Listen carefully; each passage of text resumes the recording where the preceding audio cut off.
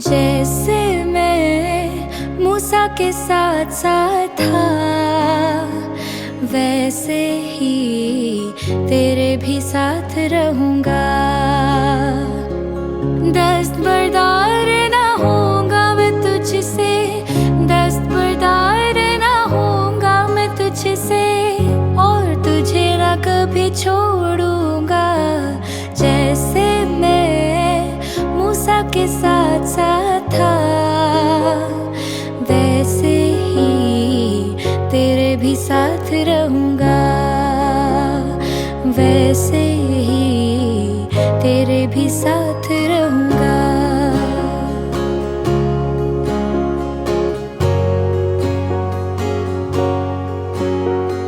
यशवा उठ लोग साथ ले जा, मुल्क केनान उनको पहुंचा। यशवा उठ लोग साथ ले जा, मुल्क केनान उनको पहुंचा। जहाँ टिकेगा तेरे पाँव का तलवा, जहाँ टिकेगा तेरे पाँव का तलवा, वो जगह मैं तुझे दे दूंगा। जैसे मैं मूसा के साथ साथ था, वैसे ही तेरे ही साथ रहूंगा। जैसे मैं मूसा के साथ साथ था, वैसे ही तेरे भी साथ रहूंगा।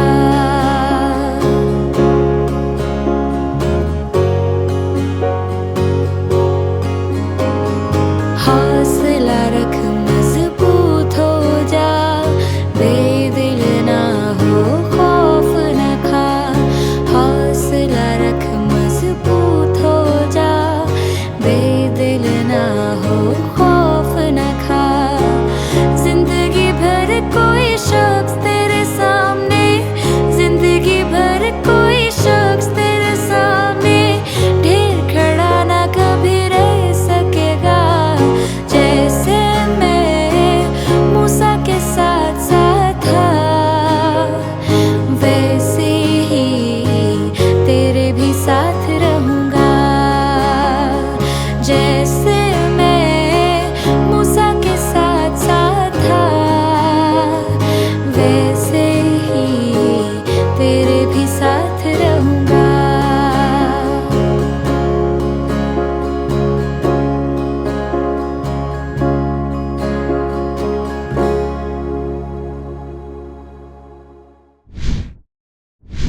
हेलो दोस्तों, खुश आमदीद कहते हैं आपको आपके अपने शो हवा की बेटी में, और मैं हूँ आपकी होस्ट सादिया सैमसन। उम्मीद करती हूँ कि आपको हमारे हाउस बैंड का सॉन्ग आज के लिए पसंद आया होगा। इस शो में हमारी कोशिश होती है कि हम ऐसी बाइख्तियार ख़वातीन से आपकी मुलाकात करा सकें जो दूसरों की ज़िंदगी में ना सिर्फ आसानियाँ पैदा कर रही हैं, बल्कि हमारे लिए भी एक रोल मॉडल है। कोशिश होती है उन्हें बुलाएं, उनके चैलेंजेस को आपके साथ शेयर करें और बताएं आपको कि किस तरह से वो हमारे लिए एक राह बना रही है जो शायद दूसरों के लिए लाइट हो सकती है। हमारे आज के शो में हमारी मेहमान है सफीना जावेद, बड़ी खास मेहमान जो ख़वातीन के लिए बहुत काम कर रही हैं, इंसानी हकूक़ के लिए ख़ास तौर पर तंजीम चला रही है। ना सिर्फ लोगों को अपलिफ्ट करती है बल्कि ख़वातीन को खुद मुख्तियार बनाती है, उनको रास्ते दिखाती हैं, उनको लीडरशिप सिखाती हैं। आइए मिलते हैं और जानते हैं इनके बारे में। बे आवाज़ों की आवाज़, रोशनी की किरण, अंधेरों में जलाती है वो उम्मीदों का दिया। वो चुप नहीं रहती किसी भी जुल्म पर, उनकी आवाज बन जाती है इंसाफ का नारा। घर में सबसे छोटे लेकिन हौसले और इरादों में सबसे आगे, शहर कराची में रहने वाली हवा की ये बेटी एक सोशल एक्टिविस्ट है जो पिछले 30 सालों से अक़लियतों के हकूक़ के लिए और बिलखसूस ख़वातीन के हकूक़ के लिए काम कर रही है। मिलिए सफीना जावेद से, जिनका ताल्लुक ऐसे खानदान से है जहां उन्हें खिदमत का जुनून विरासत पे मिला। कराची यूनिवर्सिटी से सोशियोलॉजी में मास्टर्स की डिग्री हासिल करने के बाद सफीना चल पड़ी अपने वालिद के नक्शे कदम पर। कई सोशल सेक्टर्स में काम करने के बाद साल 2012 में इदारा अमनो इंसाफ का संगे बुनियाद रखा, जो आज भी अपने नाम के मुताबिक इंसाफ और अमन के लिए काम कर रहा है। सफीना अमन और इंसाफ के साथ साथ मदद के काम करने से भी पीछे नहीं हटती।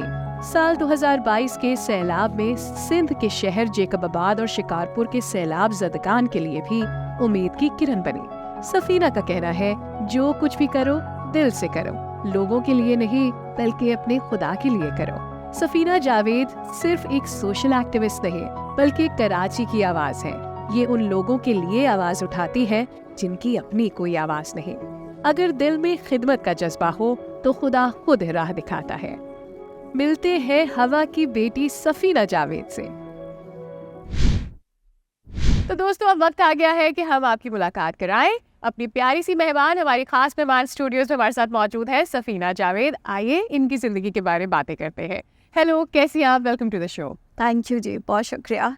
मुझे बहुत अच्छा लगा आपके बारे में पढ़ के और समझ के, और जिस तरह से इतना डेली मेरे ख्याल में आपकी लाइफ में कोई ना कोई नया चैलेंज होता होगा। कई लोगों की लड़ाई आप लड़ रही होती हैं जो अपनी आवाज़ नहीं बुलंद कर सकते, उनकी आवाज़ बन रही होती है। You are truly an inspiration. बहुत अच्छा लगा आपसे थैंक यू मिलके। जी, थैंक यू। होपफुली कि बहुत सारी ख़वातीन इस फील्ड में आए, क्योंकि एक्टिविज़म में लोग आते नहीं हैं। सबसे बड़ा चैलेंज हमारे लिए यही है कि ह्यूमन राइट्स एक्टिविस्ट बहुत कम लोग बनते हैं ना, और स्पेशली माइनॉरिटी के लिए पाकिस्तान में एक तो ज़्यादा उनकी पॉपुलेशन भी कम है, और फिर उनके लिए आवाज़ बुलंद करना, फिर स्पेशली ख़वातीन के लिए ख़वातीन सामने आए लीडरशिप रोल में, तो ये बहुत कम होता है। और मैं आपको अपनी एक स्ट्रगल बताना चाह रही हूँ कि ये 2000 का वाक़या है कि हम लोग की एक बड़ी ख्वाहिश थी कि ख़वातीन जो है, वेमेन जो है, लीडरशिप रोल में आए, पॉलिटिकल पार्टिसिपेशन में आए। सही। तो पॉलिटिकल पार्टिसिपेशन में वो कैसे आए, क्योंकि हमारे यहाँ पे ख़वातीन एक तो नाख्वानदा होती हैं, और दूसरा ये होता है कि उनके मसाइल बहुत ज़्यादा होते हैं।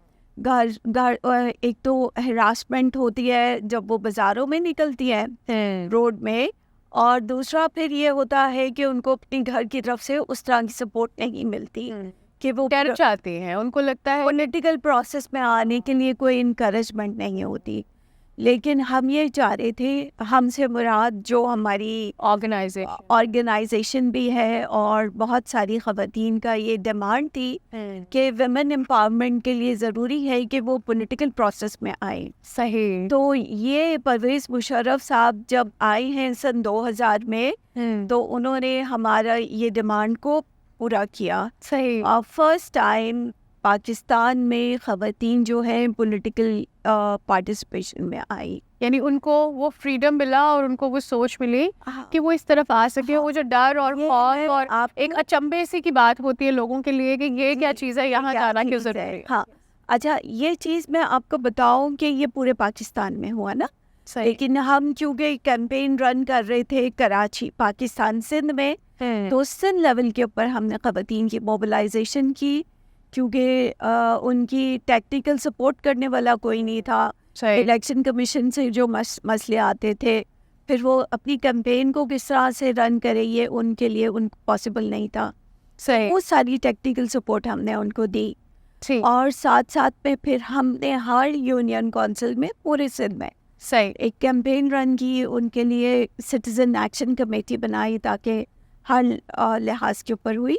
तब जाके ये हुआ कि ख़वातीन जो है सबसे बड़ी तादाद इसमें आई, लोकल गवर्नमेंट। अच्छा, दैट्स रियली नाइस। या तो वो उसमें क्या ये बड़ा आसान था आपके लिए, जिस तरह से आप, हाँ, क्योंकि जिस तरह से आप बता रही है, बज़ाहिर ऐसा लग रहा है कि आपने सब कुछ बस कर दिया, लेकिन सब कुछ हो नहीं जाता।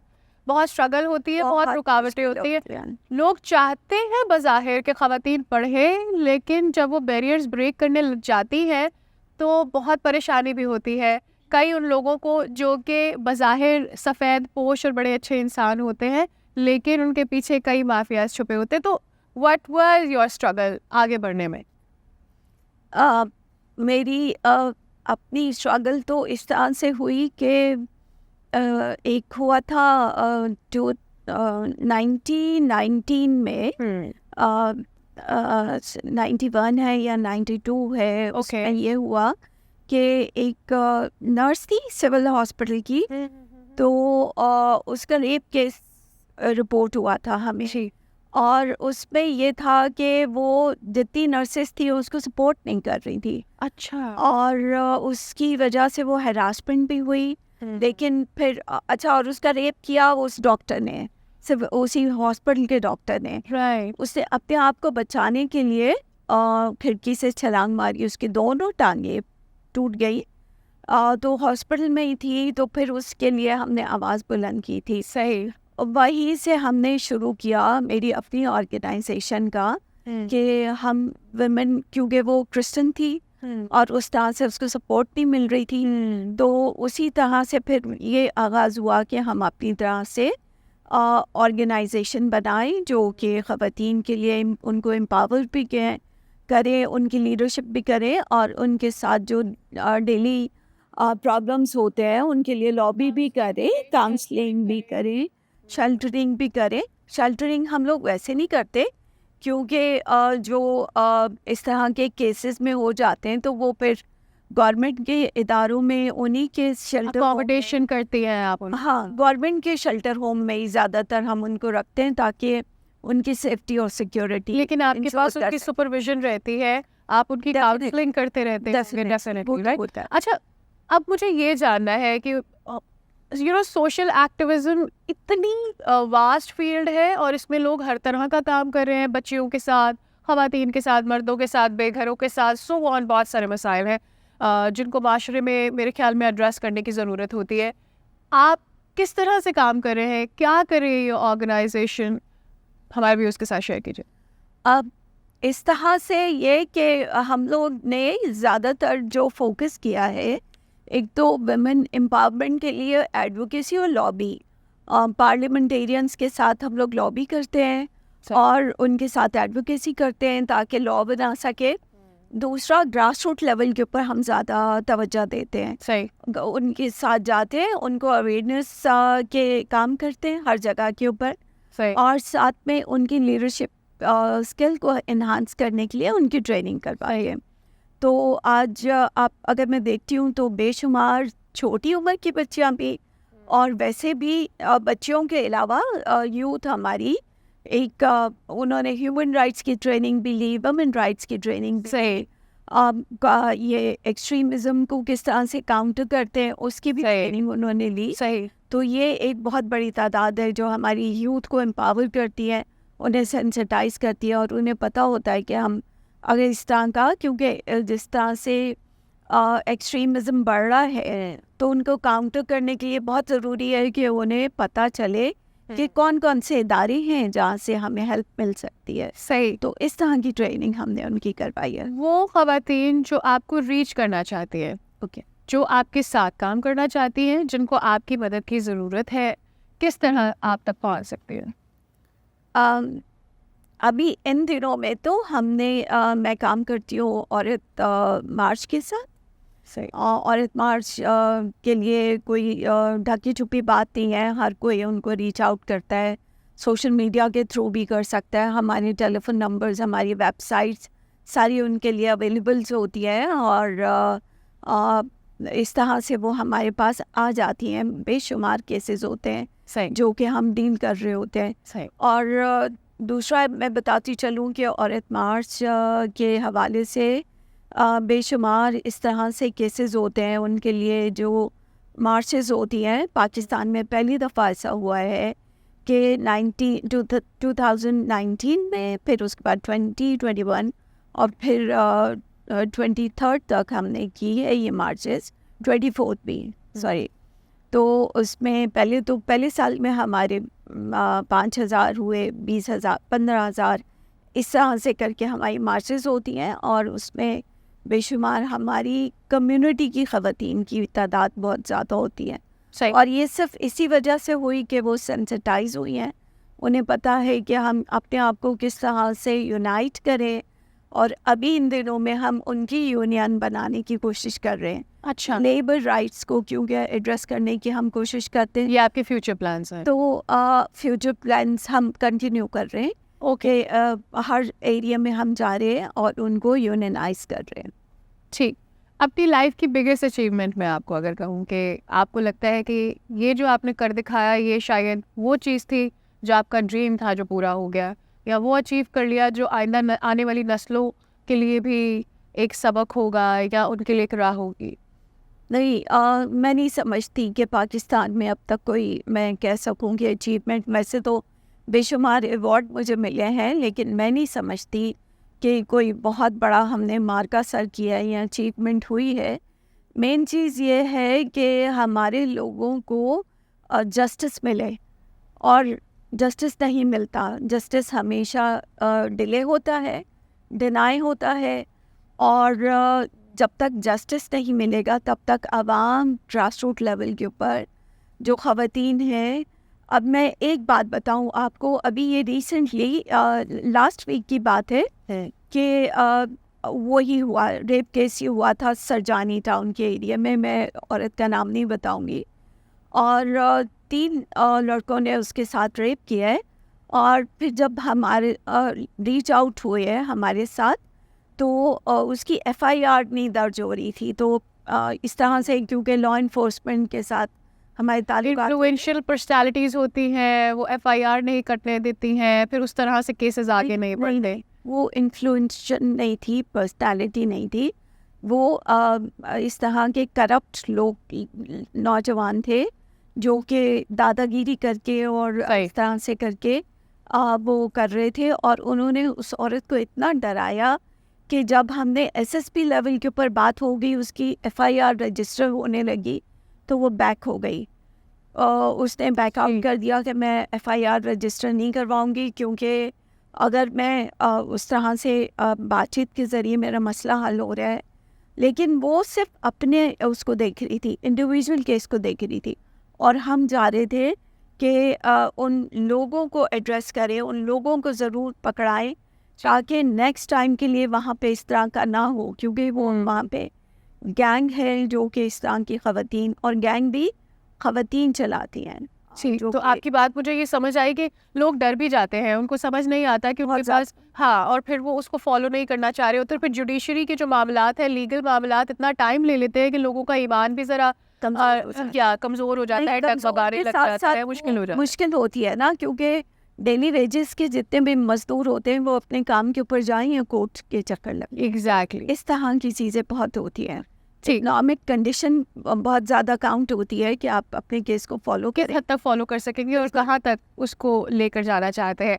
तो सफ़ीना, यहाँ पर मैं आपको ये बताना चाहती हूँ कि आपके बहुत ही प्यारे दोस्तों ने, साथियों ने आपके बारे में कुछ एहसासात और उनके पैगामात हैं जो आपके लिए शेयर किए। आइए चलते हैं, देखते हैं वो क्या कहते हैं।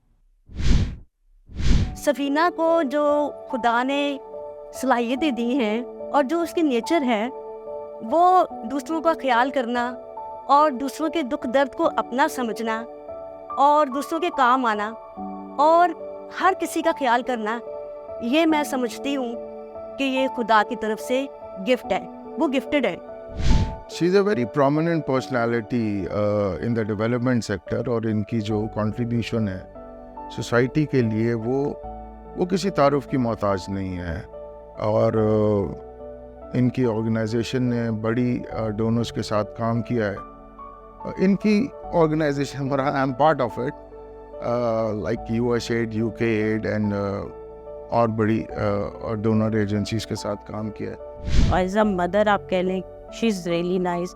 हमेशा उन्होंने उन लोगों की भी पूरी फैमिली में उनकी भी मदद की है जिनको कभी भी किसी ने नहीं पूछा, उन तक भी पहुंचती हैं।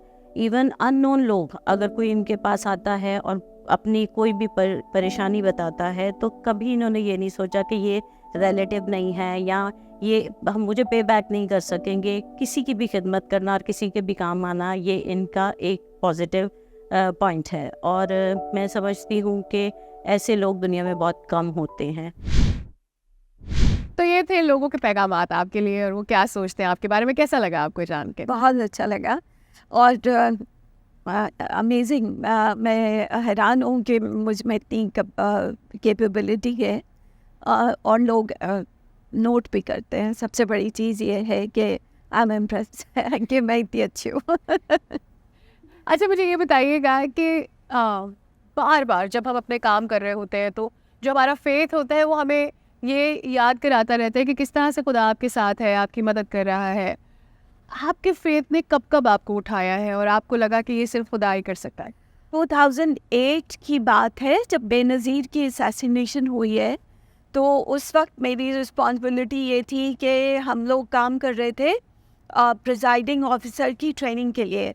जितने भी प्रिजाइडिंग ऑफिसर्स हैं उन सबको हमने ट्रेन करना था कि किस तरह से इलेक्शन के प्रोसेस को करना है और उसकी जो भी होती है चीज़ें उन्हें सेंसिटाइज करने के लिए ट्रेनिंग कर रहे थे।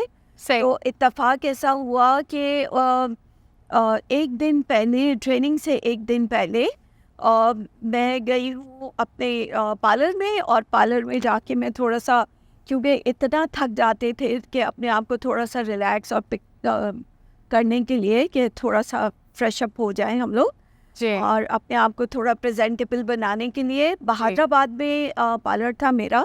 जी। तो वहाँ पे कटिंग और ये सब ले रहे थे। तो 6 बजे के करीब ऑल ऑफ सडन इतना शोर हुआ, बेनज़ीर को असैसिनेशन, बेनज़ीर को कत्ल कर दिया, ये सब चीज़ें ऑल ऑफ 1 मिनट में सब चीज़ें बंद हो गई और पार्लर भी बंद हो गया। मैं नीचे आई तो देखा कि सारी ट्रैफिक जैम, इधर से उधर कोई ट्रैफिक नहीं चल रही, और परेशान हाल हम रिक्शे वालों को ढूंढ रहे, टैक्सी वालों को ढूंढ रहे कि किसी तरीके से हमें अपने घर पहुंचाए, लेकिन ट्रैफिक सारी जैम थी। जी बिल्कुल। और हम वहाँ से पैदल चले, और पैदल चलते चलते एक जगह से, एक मसदे से दूसरे मसदे में, तीसरे मसदे में बैठते बैठते और इस दौरान में क्योंकि सब लोगों के साथ ये हो रहा था कि उनके पर्स छीने जा रहे थे, उनकी जितनी कीमती चीज़ें थी वो छीनी जा रही थी,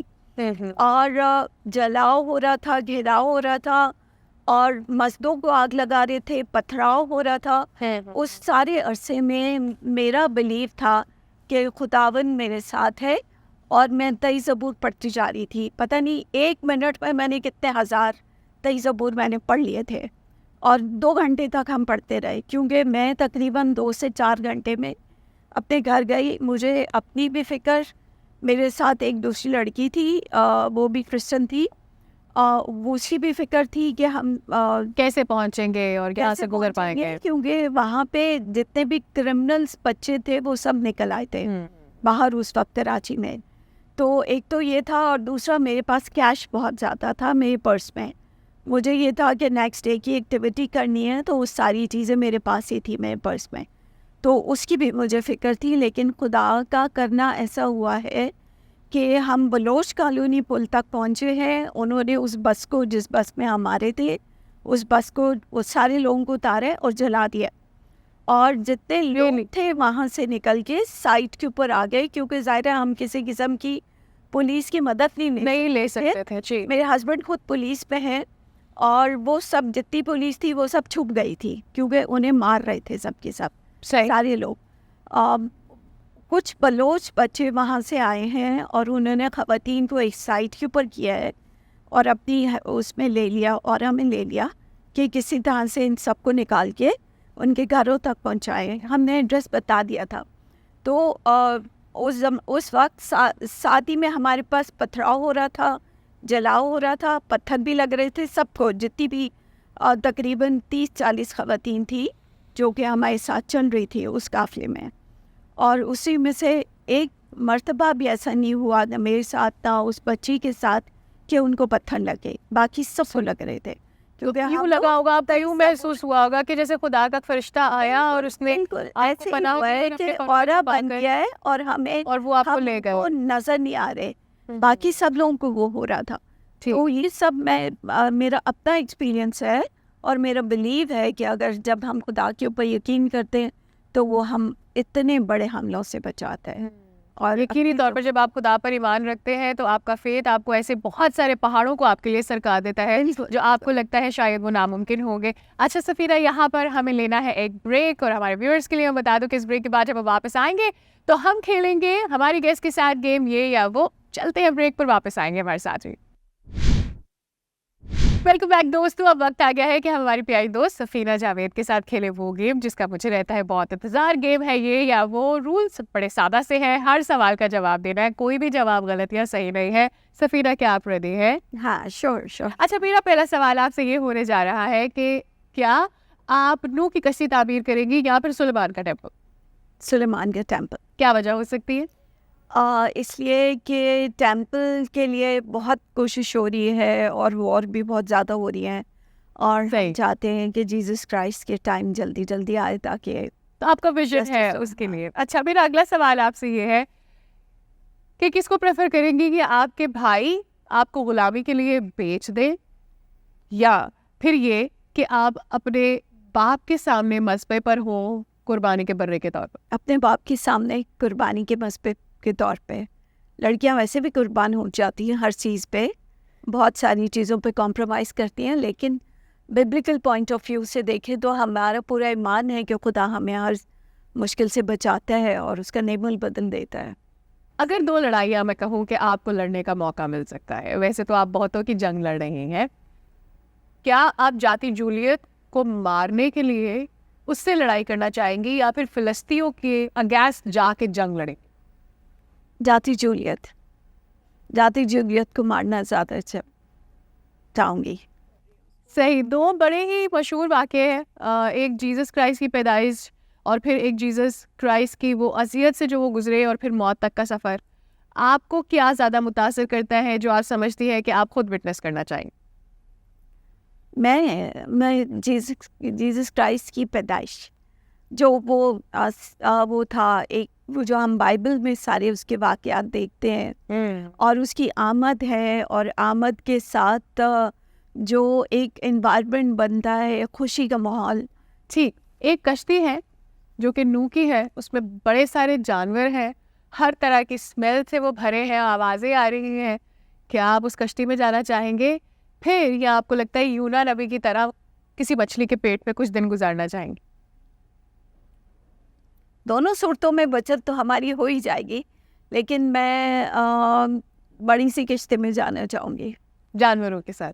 क्या आप एनिमल लवर नहीं? हाँ, मैं एनिमल लवर तो नहीं कह सकती क्योंकि मैं इन्वायरमेंट को ज़्यादा पसंद करती हूँ। मेरे घर में सारे एनिमल लवर है, अच्छा, लेकिन ये कि किश्ती में वो जो बारिश और वो सारा तूफान है उसका वो एक्सपीरियंस ज़रूर करना चाहेंगे। अच्छा, एक मौका अगर आपको मिले कि आप इनमें से किसी एक के साथ बैठ सकती हैं, मिल सकती हैं, तो क्या आप हवा से मिलना चाहेंगी या फिर आप आदम से मिलना चाहेंगी?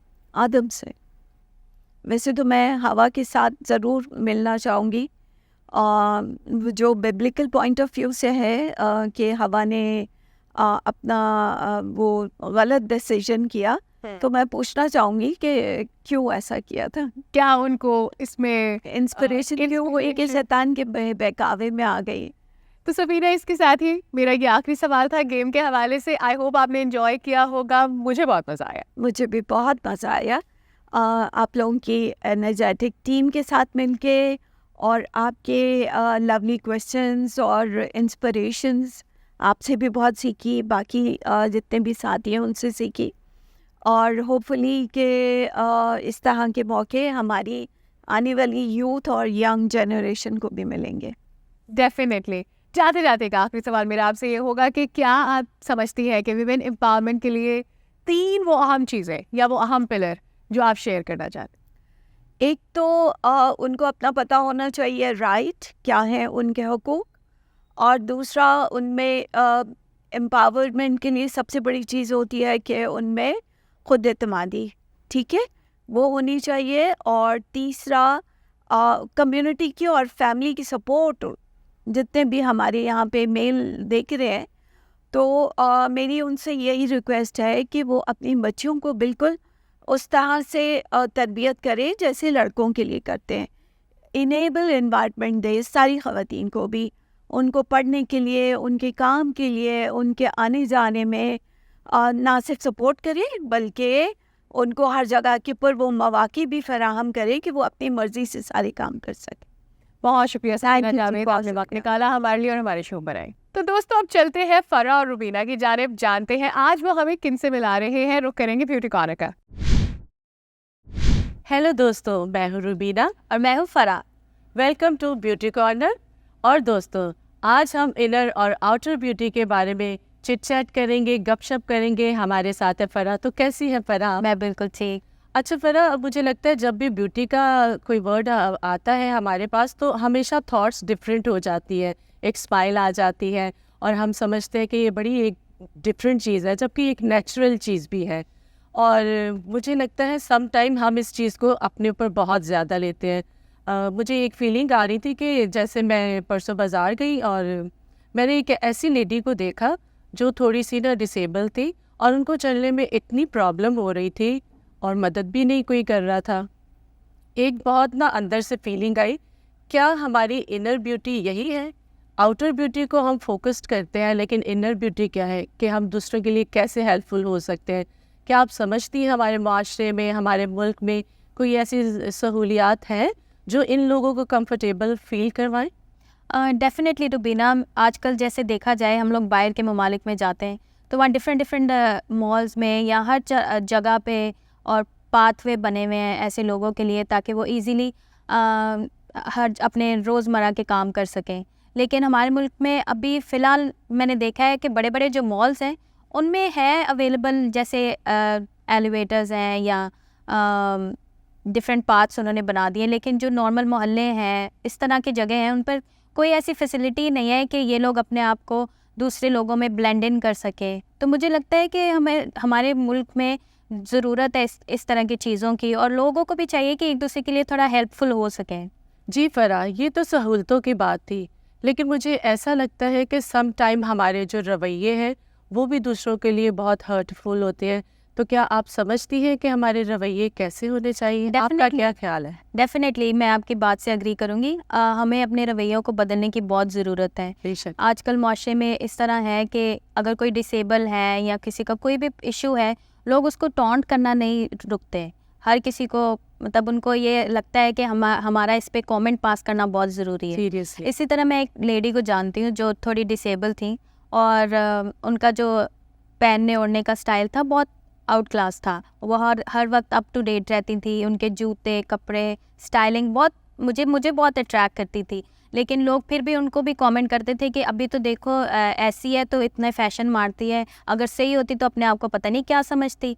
तो मुझे लगता है कि हमें वाकई अपने आप पे गौर करनी चाहिए कि हम सिर्फ इस तरह की चीज़ों पे गौर ना करें, बल्कि इंसान की इनर ब्यूटी पे भी फोकस करें। बेशक आप बिल्कुल सही कह रही है। मैं अग्री करती हूँ आपके साथ फरा, क्योंकि अगर कोई आगे बढ़ना चाहता है तो भी हम उसको बात करते हैं, अगर कोई आगे नहीं बढ़ता तो भी हम उसको बात करते हैं। बिल्कुल। तो हमारे रवैयों को दुरुस्त होने की ज़रूरत है। डेफिनेटली। जी फरा, मैं तो आज बहुत एक्साइटेड हूँ ये देखने के लिए कि आज आप किसका मेकओवर कर रही हैं, क्योंकि मेरे साथ मेरी ऑडियंस भी है जो ये देखना चाहती है कि आप आउटर ब्यूटी को किस तरह इन्हेंस करती हैं और किस तरह काम करती हैं। डेफिनेटली रुबीना, आज हमारे पास है रुखसाना।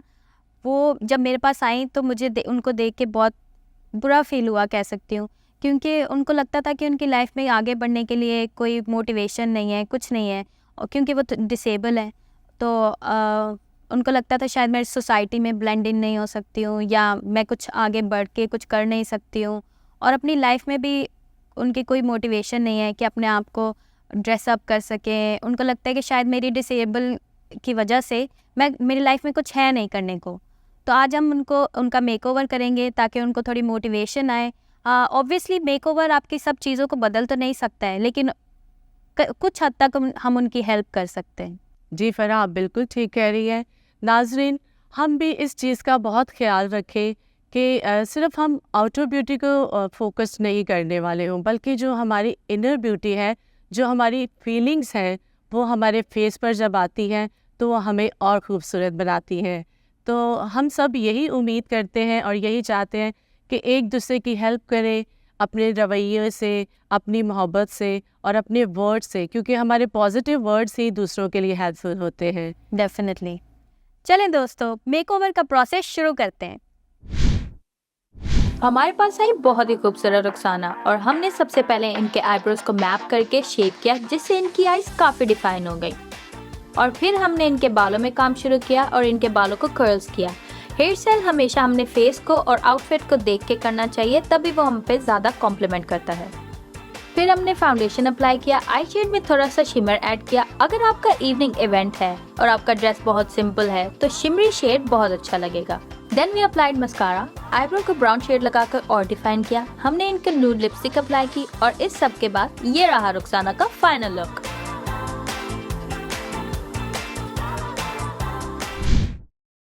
वाओ फरा, अमेजिंग जॉब। रुखसाना बहुत खूबसूरत लग रही है बिल्कुल। और उनकी स्माइल तो उससे भी ज़्यादा खूबसूरत लग रही है, क्योंकि उनकी जो फीलिंग्स है वो खुलकर बाहर आ रही है। उनके फेस से लग रहा है कि वो बहुत खुश है और उनकी ब्यूटी को चार चांद लग गए। और आपकी ये हेल्प उनके लिए बहुत ज़्यादा बेहतर रही, क्योंकि कभी भी उन्होंने नहीं सोचा होगा कि वो इस तरह तैयार होंगी या कोई उनको इस तरह कॉम्प्लीमेंट करेगा। तो दोस्तों, जिस तरह हम आउटर ब्यूटी का ख्याल रखते हैं और एक दूसरे को हेल्प करते हैं और एक दूसरे को हम पॉजिटिव वर्ड्स कहते हैं कि बहुत खूबसूरत लग रही हैं, आप बहुत अच्छी हैं, ये जो वर्ड्स होते हैं ये हमारी इनर ब्यूटी को बाहर निकाल कर लेकर आती हैं और इन्हांस करती है। क्योंकि जब खुदा ने हमें बनाया तो अपनी छवि पर बनाया। जैसे कि हम सब जानते हैं कि खुदा का जो प्यार है वो हम में नज़र आता है, और हम अगर आज से अपने आप को और दूसरों को खुदा की नज़र से देखना शुरू कर देंगे तो हम एवरी टाइम खूबसूरत नज़र आएंगे। उम्मीद करती हूँ आज का मेकओवर आप सबको बहुत पसंद आया और हमारी गपशप भी पसंद आई। मिलते हैं एक और नए एपिसोड में नए मेकओवर के साथ। Bye bye bye.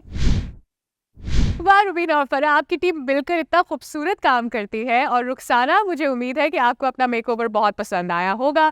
जाहिर सी बात है, हम अपनी ज़ाहिरी ब्यूटी का ख्याल तो रखते ही हैं, रखना भी चाहिए, लेकिन इनर ब्यूटी भी बहुत ज़रूरी है, उसको भी खूबसूरत बनाना होता है। इसके साथ ही हमारे शो का वक्त हो गया है ख़त्म, लेकिन जाने से पहले सुनना मत भूलिएगा हमारे हाउस बैंड का ये सॉन्ग। Bye bye.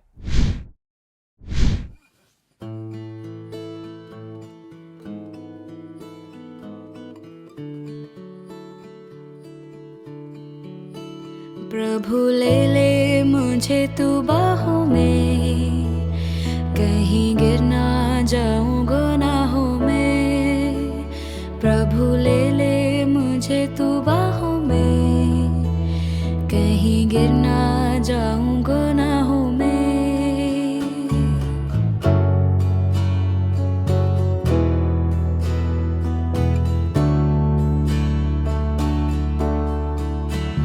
मेरा तन मन और धन तेरे लिए, मेरा सारा जीवन तेरे लिए।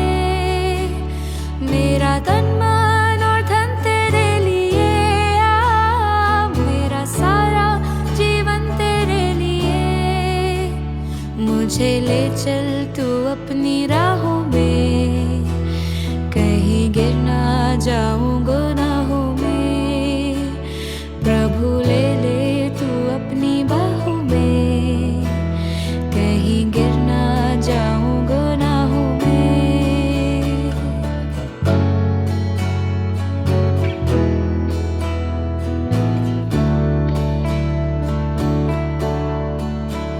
मेरे दिल को तू अपने रूह से भर आ, मेरा जीवन सिर्फ तेरा ही घर।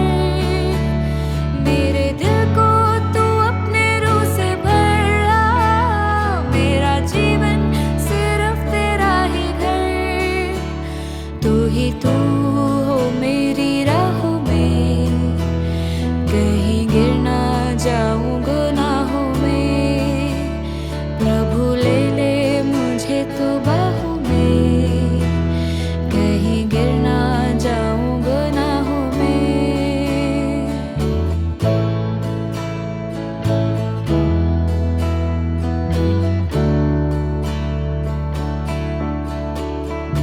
पापियों को मैं लाऊं तेरे पास आ, अपनी खुशी पाए जो है उदास। पापियों को मैं लाऊं तेरे पास आ, अपनी खुशी पाए जो है उदास। वो भी जाए तेरे